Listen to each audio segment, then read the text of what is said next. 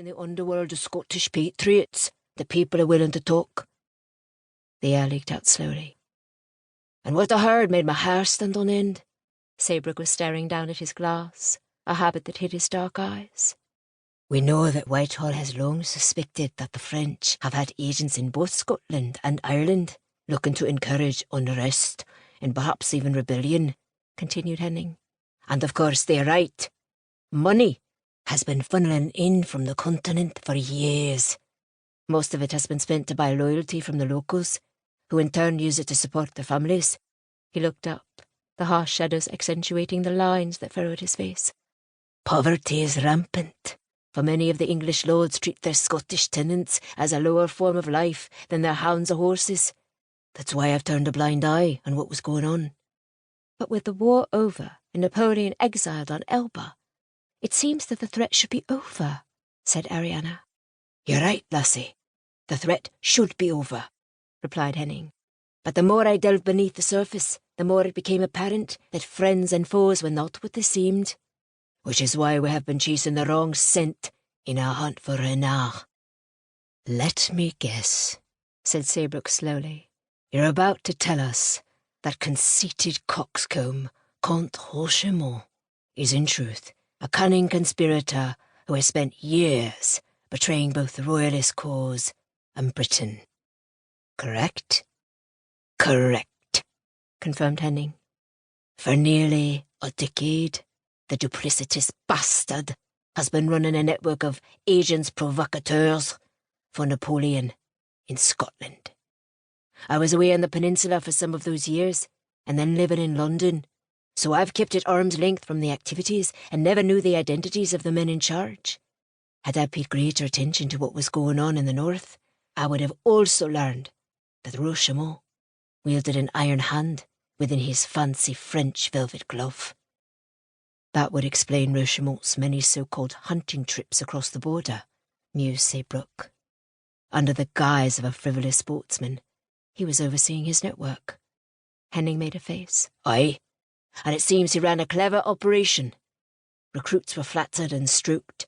Those who showed intelligence and idealism were brought up through the ranks and assigned ways to weaken England. All very comradely, right? The sardonic laugh couldn't quite cover the pain in his voice.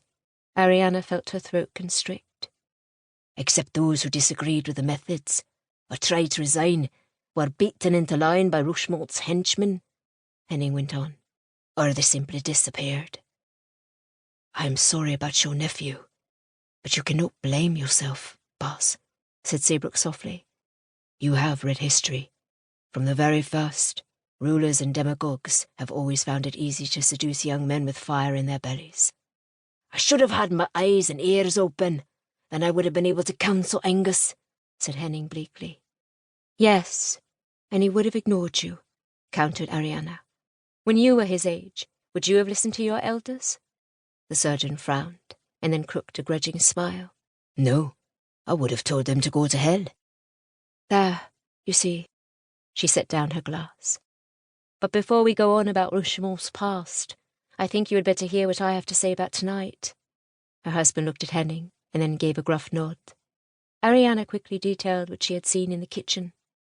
His hands were burnt, said Saybrook. Yes, she answered without hesitation. Which has to mean he killed Kid. Any other explanation seems absurd. But why? mused Saybrook. He must have suspected that Kid was having second thoughts, and perhaps he feared that things were getting too cosy with me, she said. Her husband took his time in answering. Perhaps. And yet an assassin, be it Rochemont or one of his cohorts, could not have known that you and Kid would be walking that way. A good point, said Henning. Arianna thought back over her encounter with the young Scotsman. Kid was quick to suggest we walk that way, she said carefully. He hinted that he had an important meeting. He was nervous and on edge, so I would guess that he had a rendezvous planned with his killer for later in the evening. Pure speculation, pointed out the Earl. As is your guess that someone lobbed a bomb at us with the intention of murdering both of us.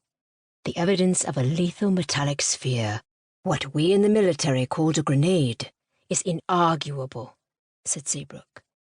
how it came to explode by